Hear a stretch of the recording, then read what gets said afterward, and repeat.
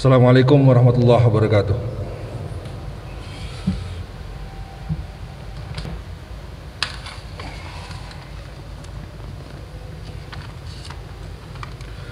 Innal hamdalillah nahmaduhu wa nasta'inu wa nastaghfiruh wa na'udzu billahi min syururi anfusina wa min sayyiati a'malina may yahdihillahu fala mudilla lahu wa may yudlil fala hadiyalah.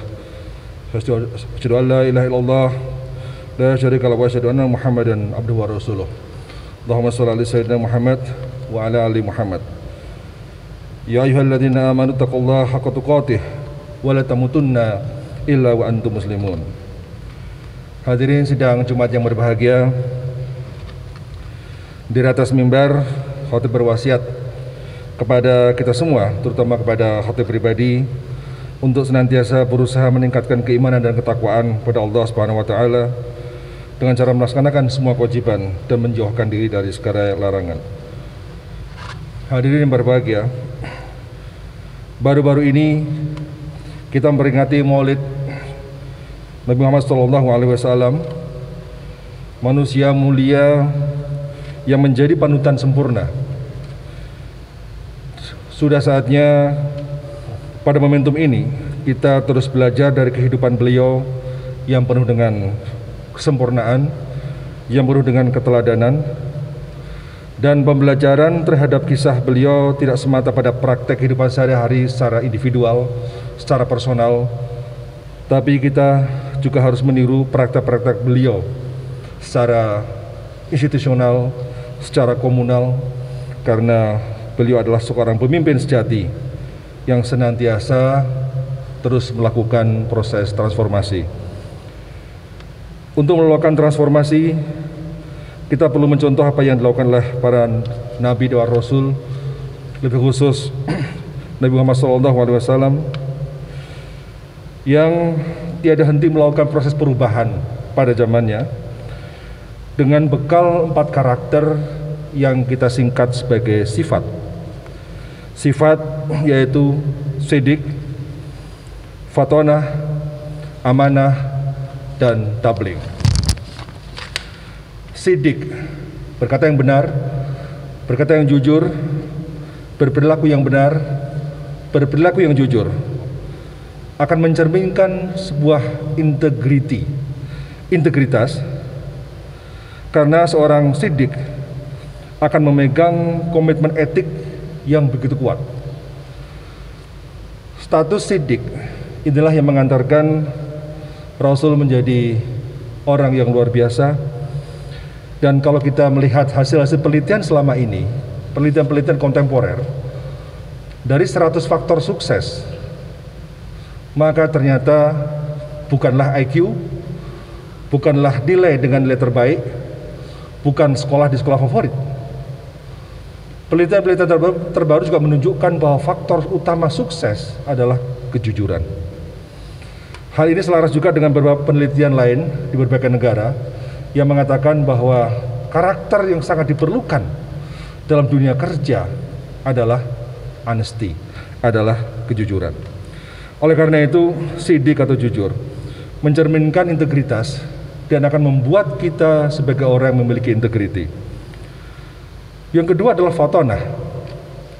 Fatonah mencerminkan kompetensi, profesionalitas atau kapabilitas.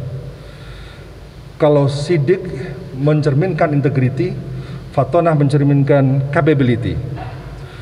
Kita disebut semakin fatonah kalau kita mampu aktif sebagai pembelajar yang tangguh, sebagai learner yang terus menghasilkan karya-karya, menghasilkan inovasi-inovasi monumental yang tentu punya manfaat dan punya added value terhadap perubahan-perubahan zaman ini.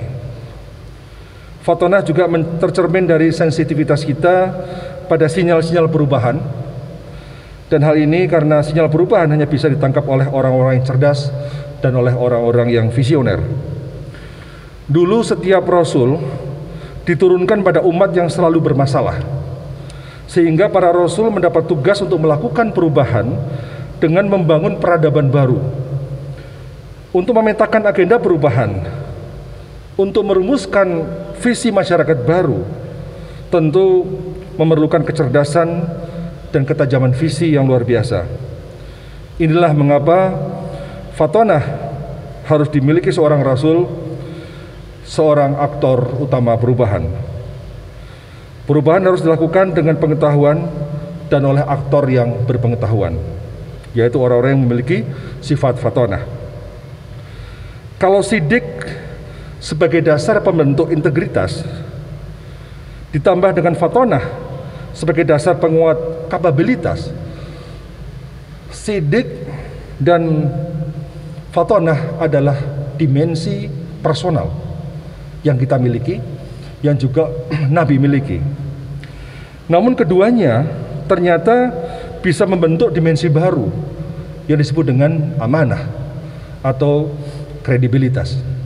Jadi integritas plus kapabilitas akan melahirkan kredibilitas. Dan status amanah itu adalah status yang memiliki bukan saja dimensi individual, tapi merupakan dimensi interpersonal dan dimensi institusional. Nah, oleh karena itu kita harus terus belajar dari pengalaman-pengalaman para nabi ketika mengemban status sebagai sidik, mengemban status sebagai orang memiliki sifat fatonah, dan mengemban status sebagai orang memiliki amanah. Jadi integritas dan kapabilitas harus menyatu untuk membentuk kredibilitas, yakni kondisi yang menunjuk pada tingkat kepercayaan orang lain kepada kita, trust. Oleh karena itu kita akan mendapat status amanah, dapat dipercaya atau kredibel bila kita memiliki integritas dan kapabilitas, memiliki kompetensi dan profesionalisme. Dan ini juga selaras dengan apa yang sering saya sampaikan di berbagai kesempatan, bahwa kemajuan sebuah bangsa akan sangat tergantung sejauh mana masyarakat di dalamnya memiliki trust. Beberapa negara yang sering disebut oleh Fukuyama, Jepang, Jerman, adalah negara-negara yang memiliki high trust society. High trust society adalah masyarakat yang memiliki rasa saling percaya yang tinggi. Dengan rasa saling percaya yang tinggi, maka inilah yang kita sebut bahwa orang-orang di dalamnya akan hidup dengan nyaman, penuh dengan kreativitas, penuh dengan merasa secure, merasa selamat. Disinilah kreativitas akan lebih tumbuh dengan baik. Dari amanah ini akan bermuara pada dua hal. Yang pertama adalah kredibilitas akan menjadi basis bagi terbentuknya silaturahmi dan jejaring sosial yang baik, social network, yang selanjutnya merupakan modal bagi keberhasilan kita berkolaborasi. Orang berkolaborasi membutuhkan rasa saling percaya, dan kolaborasi inilah cara yang bisa ditempuh untuk memaksimalkan inovasi, sehingga kita wajar kita memaklumi bahwa banyak negara maju menghasilkan inovasi-inovasi unggul yang berbasis pada kolaborasi. Karena apa? Karena masyarakatnya memiliki rasa saling percaya yang tinggi, memiliki high trust society. Jadi kuatnya jejaring dan rasa saling percaya inilah yang kemudian akan bisa mengantarkan kita pada kemajuan.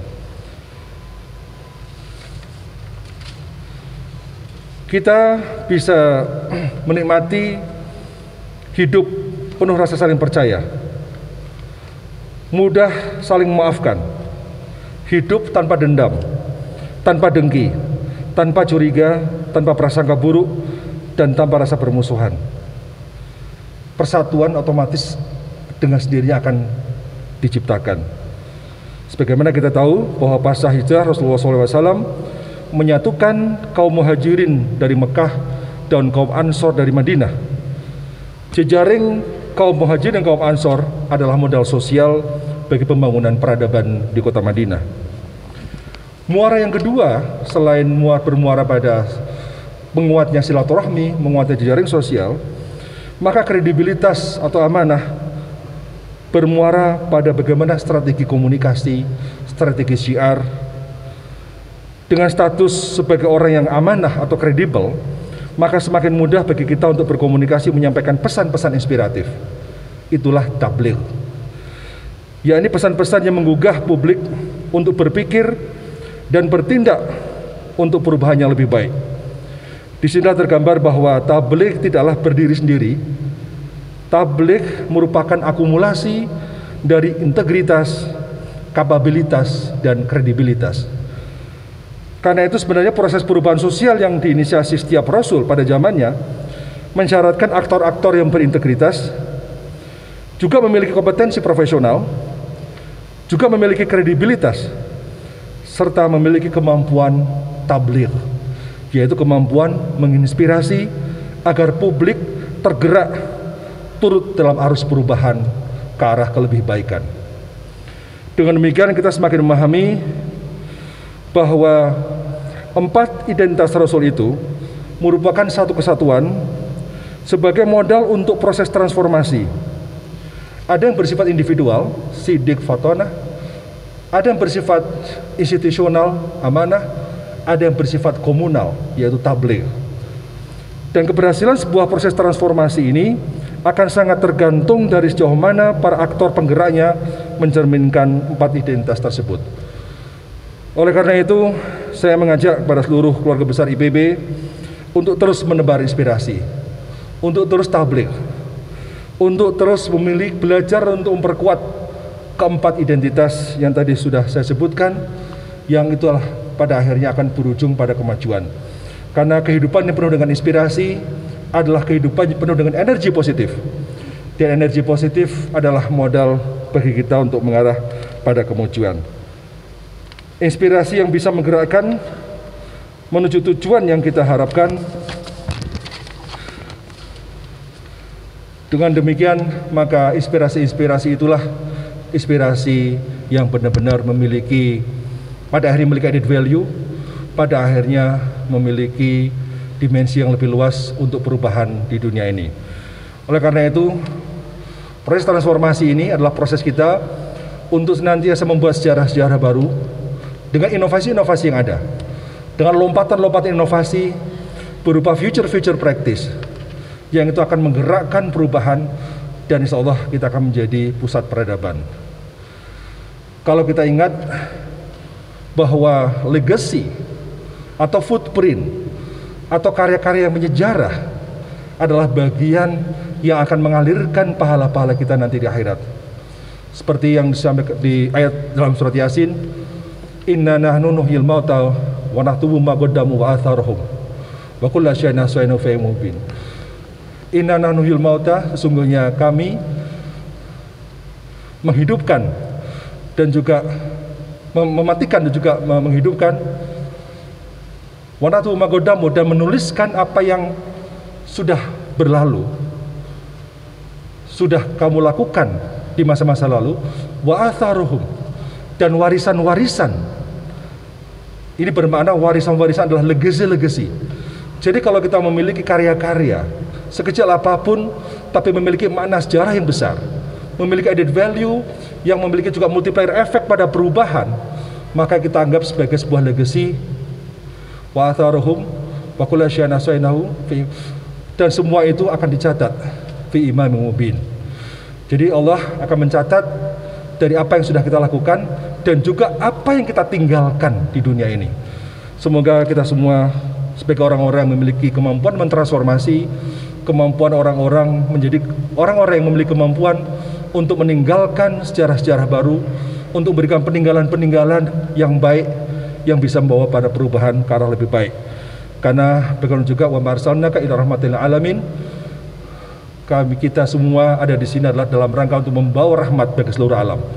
Membawa rahmat bagi seluruh alam adalah sebuah bentuk transformasi, sebagai bentuk perubahan, dan itu bisa kita lakukan kalau semua yang ada di sini adalah orang-orang yang memiliki karya, memiliki inovasi, memiliki perbuatan-perbuatan yang punya manfaat buat orang lain. Khairun nas anfa'uhum linnas. Barakallahu li wa lakum.